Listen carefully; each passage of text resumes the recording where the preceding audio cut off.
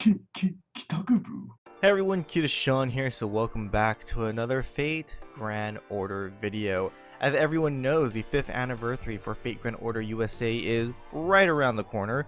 Of course, you have Artoria and the GSSR banner coming out, but in today's video, we'll be discussing the 14 servants getting buffs in the upcoming Servant Strengthening Quest number 12. So let's get right to it. Starting off is going to be Phantom of the Opera. Phantom's second skill, Siren Song B, will upgrade into echoes from Garner B+. The charm buff can now charm any type of enemies instead of just female enemies, and it can remove the enemy's buff. The cooldown time also goes down to 6. Of course, this is a great fix on the skill, but it doesn't really change his position on the tier list or anything like that. There are way better servants than him, obviously, plus most boss fights have enemies that are resistant to charm. So yeah, it's a good one. It changes something, but it's not good enough. The next servant is Brynhildr.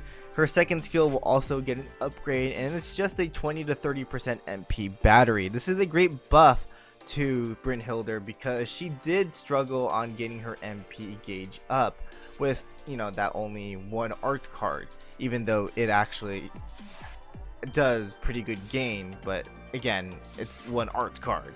Many might think this isn't great, but FGO has always been a game where using Noble Phantasm is very important, so giving batteries to servants that don't have it, it's gonna be really good. Darius III, third skill, adds on reduce all enemy buster resistance by 20% for 3 turns.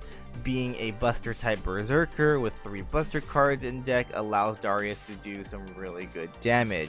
It also allows him to become a buster support in a way. Yes, it's paired up with his gut skill, but it lasts for 5 turns, so it's not really something that you're going to be wasting. Plus, the cooldown time goes down to 6.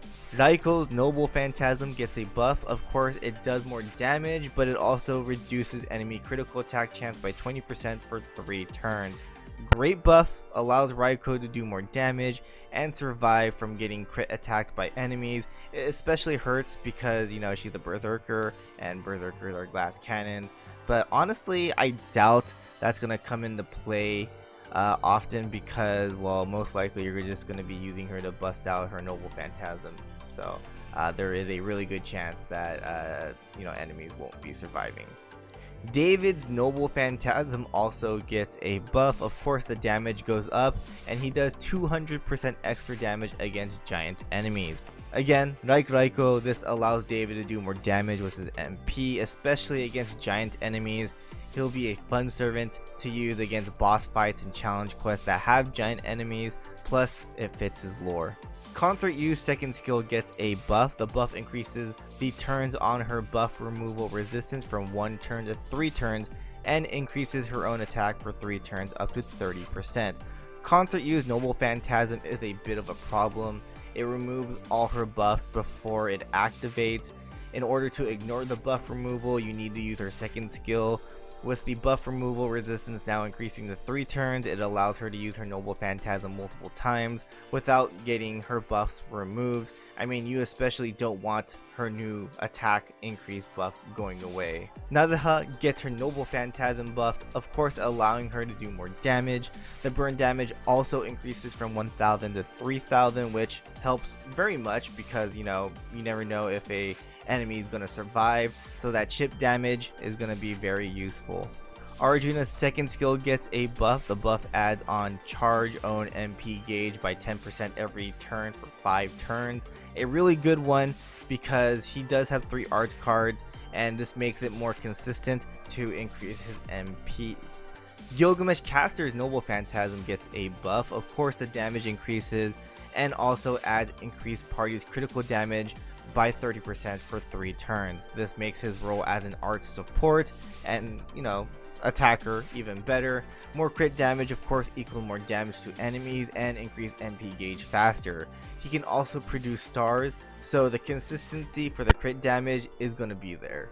Next will be Miyamoto Musashi. Her Noble Phantasm also gets a buff. Of course, damage increase and even more damage against alter egos and moon cancer enemies. The damage increase is amazing, but it really sucks that the added effect is very specific. You're most likely not going to be using Musashi against those type of enemies, but she does hit harder again with that Noble Phantasm damage buff. Ku gets an amazing buff. As many know, Ku just survived. Like, he's that one servant that survives and wins boss fights, challenge quests for ya. Like, this buff that he gets allows him to do more damage as his HP is lower for 3 turns. So this is actually a really good one because, like, of course Ku is gonna, his HP is gonna go down. That guts is going to activate, and even before the guts activates or even after the guts activate, he's going to do a lot of damage because as long as his HP is low, he just does more damage. So the lower the HP, the more damage he does, so he benefits from that, which is again really cool. Hopefully more servants get this type of buff if they're like a guts survivability type servant. Next we have Heracles. This buff hands down the best one in the entire lineup here. His 3rd skill gets the buff and it basically grants himself guts for 1 time for 5 turns, but this can now allow him to stack those guts, which is insane. He also grants himself guts activate buff for 5 turns. When a guts activates, his buster cards do 20% more damage for 5 turns. Yes, that includes his Noble Phantasm.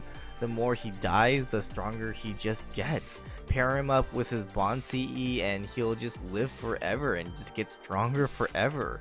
Also, you can just activate the skill anytime. Like, that's really the beauty of this skill. It's just so strong. Next is EMIYA Archer. His 3rd skill gets another buff and it allows him to change his Noble Phantasm to Arts or Buster. This is a really big upgrade for him because his deck consists of 3 arts cards, so he's basically an arts type servant that had a Buster MP. Now that he can change his MP to arts, it allows him to be more consistent when it comes to MP refund. Unfortunately, it's only for 1 turn. Hopefully they change that again, but yeah, his card performance increase also gets a 10% buff, so arts, quick, buster cards will, again, will do 50% damage now, which is going to be some really good damage.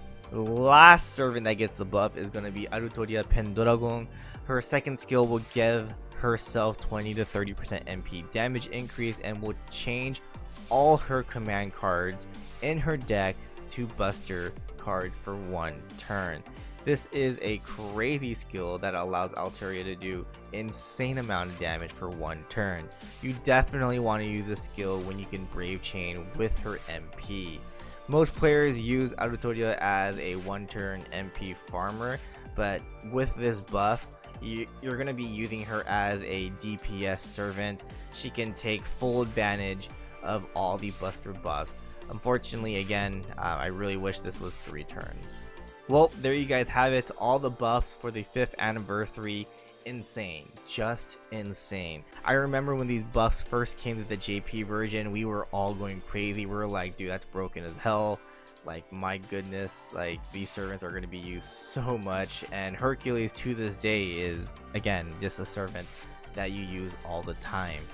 I would highly recommend to increase all their skill levels, especially the Fate Stay Night servants. I mean, again, Heracles, you definitely want to do that. But yeah, that's basically going to be about it. Thanks for watching. Hope you guys enjoyed. And comment down below on who you think got the best buff for this upcoming 5th anniversary for the USA version of FGO. I'll see you guys later.